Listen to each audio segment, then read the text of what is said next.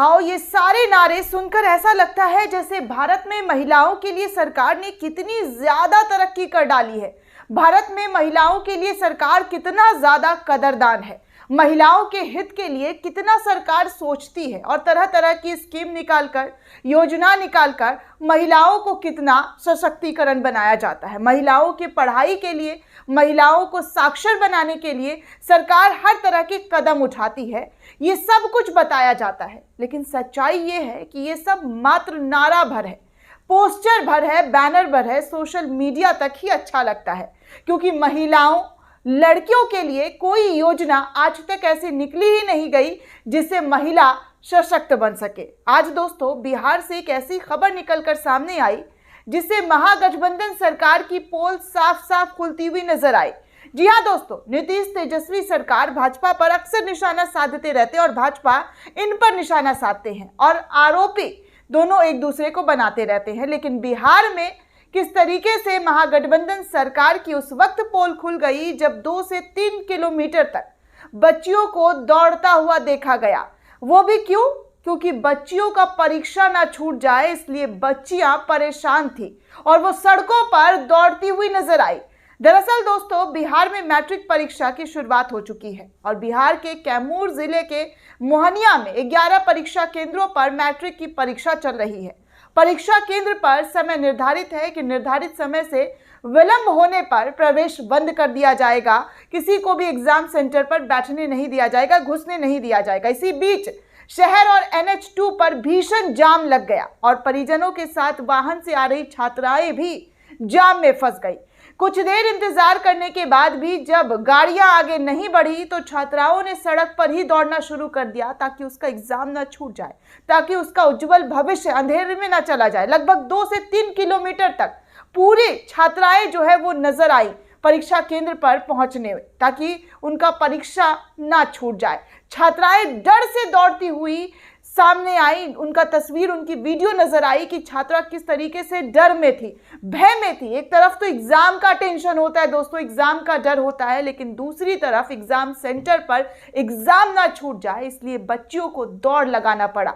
2 से 3 किलोमीटर तक छात्राएं दौड़ती रही और सेंटर पर पहुंचने के लिए जद्दोजहद करती हुई नजर आई। शहर में पिछले 1 हफ्ते से दोस्तों भीषण जाम लगा हुआ है। जाम छुड़ाने के लिए स्थानीय पुलिस काम कर रही है, लेकिन ये जाम हट नहीं पा रहा है। बार बार ऐसी जाम दिखाई दे रही है जिससे बच्चियों को परेशानी हो रही है, छात्र छात्राओं को परेशानी हो रही है, जिसका नतीजा ये रहा कि बिहार के कैमूर के जिले में सड़कों पर बच्चियां दौड़ती हुई नजर आई, एग्जाम देने के डर से भागती हुई नजर आई और पुलिस प्रशासन इस पूरे मामले पर कुछ भी करती हुई नजर नहीं आई। पुलिस प्रशासन को तमाम जो है ये जानकारी रहती है, सब कुछ पता होता है कि एग्जाम में किस तरीके से भीड़ हो जाती है और उस भीड़ पर कंट्रोल कैसे किया जाना चाहिए, एक नियम बनाना चाहिए, एक फॉर्मूला तैयार करना चाहिए, इस पर काम किया जाना चाहिए जिससे कि छात्रों को परेशानी ना हो, बच्चियों को परेशानी ना हो।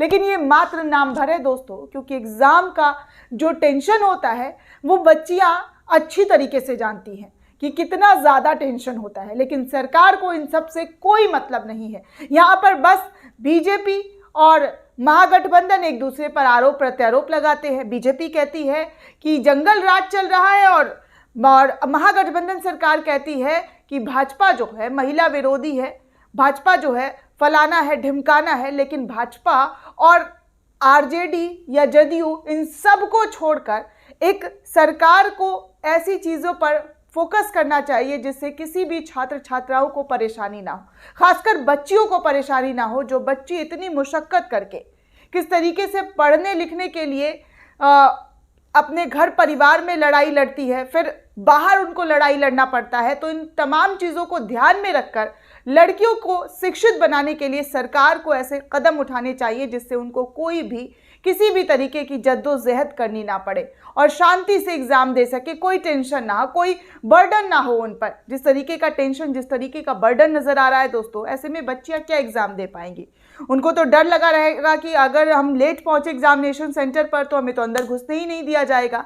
और यही कारण रहा है दोस्तों कि कई ऐसी वीडियो अभी हाल फिलहाल की सामने आई है जहां पर बच्चे डिप्रेशन में आकर उनको सेंटर में ना घुसने दिया गया, एग्जाम में ना बैठने दिया गया देरी के कारण, तो सुसाइड कर लिया गया। तो ऐसी खबरें निकल कर आई है, इस पर सरकार को विचार करना चाहिए। सरकार से अपील है कि इन तमाम मुद्दों को सुलझाया जाए और बच्चों के फ्यूचर के साथ इस तरीके की खिलवाड़ ना की जाए जिससे कि जाम की वजह से, ट्रैफिक की वजह से किसी का एग्जाम छूट जाए। दोस्तों, इस पूरे रिपोर्ट को लेकर आप क्या सोचते हैं, आपकी क्या प्रतिक्रिया है, हमें कमेंट सेक्शन में जरूर बताइएगा।